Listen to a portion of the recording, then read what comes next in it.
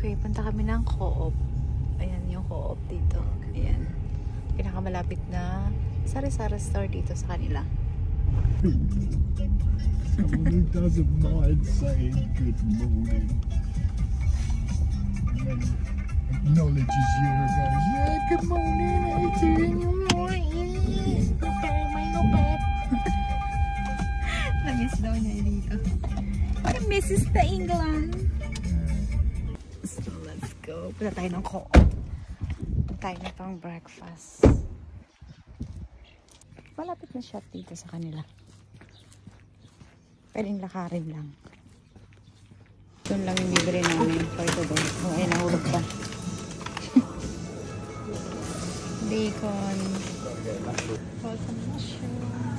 £1.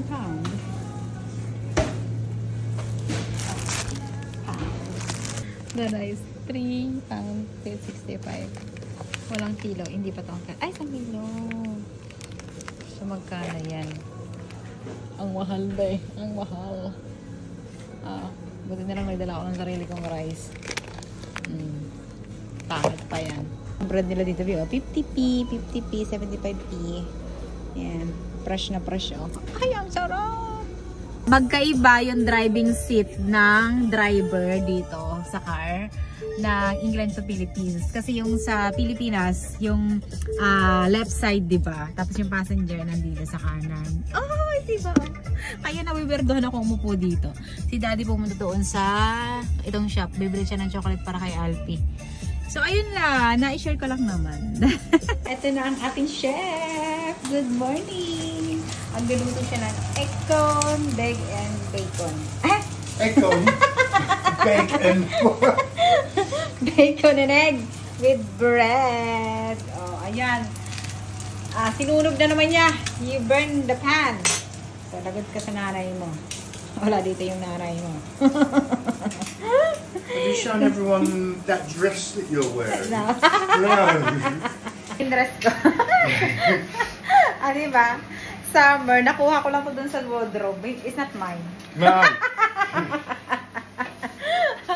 Pang party daw.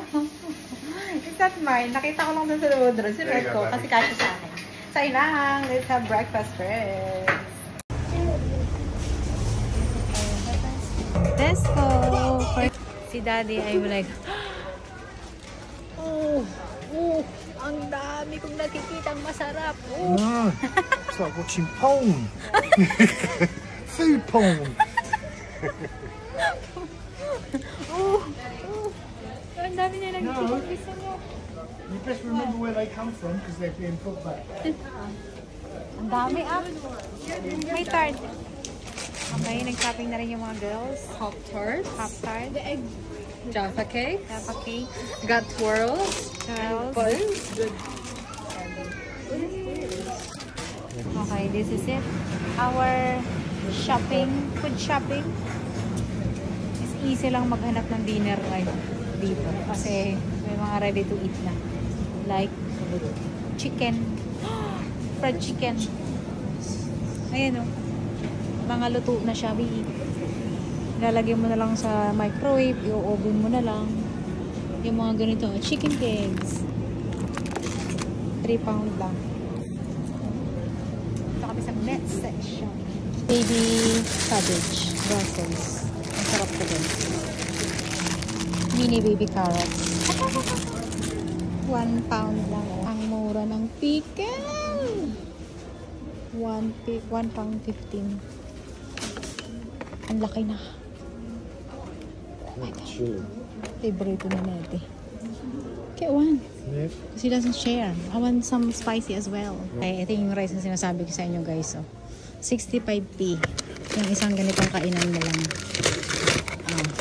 Lalagyan mo lang ito sa microwave. Tapos, ayun na yung rice mo. Ang konti, di ba? Kasi mahal.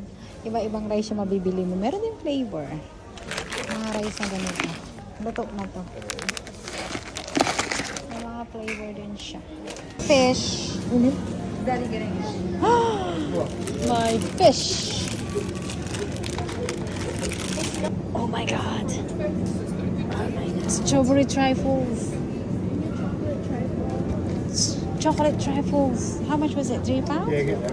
Oh my god, let's go get it. Triple chocolate. Is this the There's one? the same one, Sandy. This one. those. £3 lang. Dessert tonight. Chips. Is it this one? Yeah, all the different flavor. Yeah, get that one. Where's my creamy eggs? Creamy eggs. Say hi to my vlog outfit. Did you see that? Oh my god! So many flowers. Look. Many plants. Why am I? Ay! It's falling already.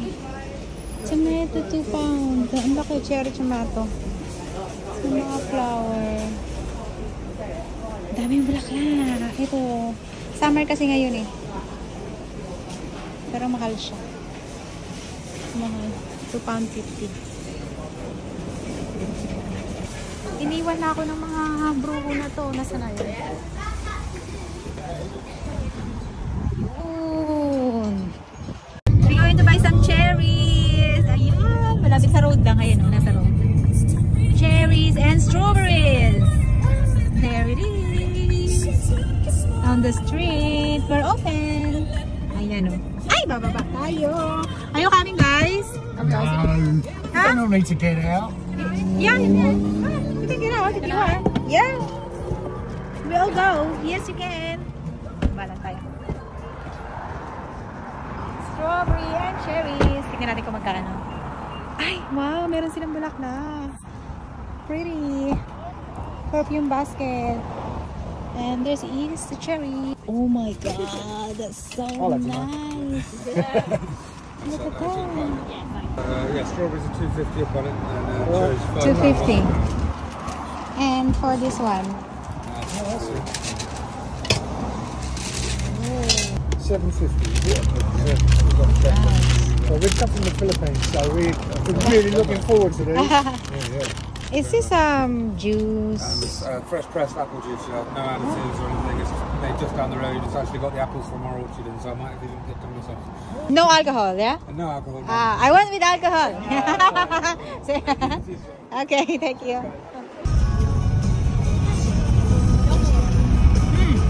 May buto.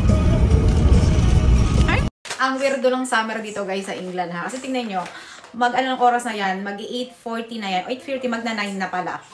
Pero tirik na tirik pa rin yung araw. Antok na ako. Ito kasi yung bedtime ko sa Pilipinas. Pero ang oras sa Pilipinas guys, alam nyo, 3:30 na madaling araw. Ayun, sarap na natulog mo yan. 3:30 AM. Tapos dito, 9, magna-9 PM na. Kaya matutulog na ako, iinom ako nitong Berry Glow. Pero pakita ko muna sa inyo sa labas. Ito yung labas ng garden namin ha, sa backyard. Tingnan nyo naman yan, 9 PM na lang gabi, pero may araw pa rin. Diba? Ang weirdo niya. Oh, ito padilim na, pero ito may araw pa.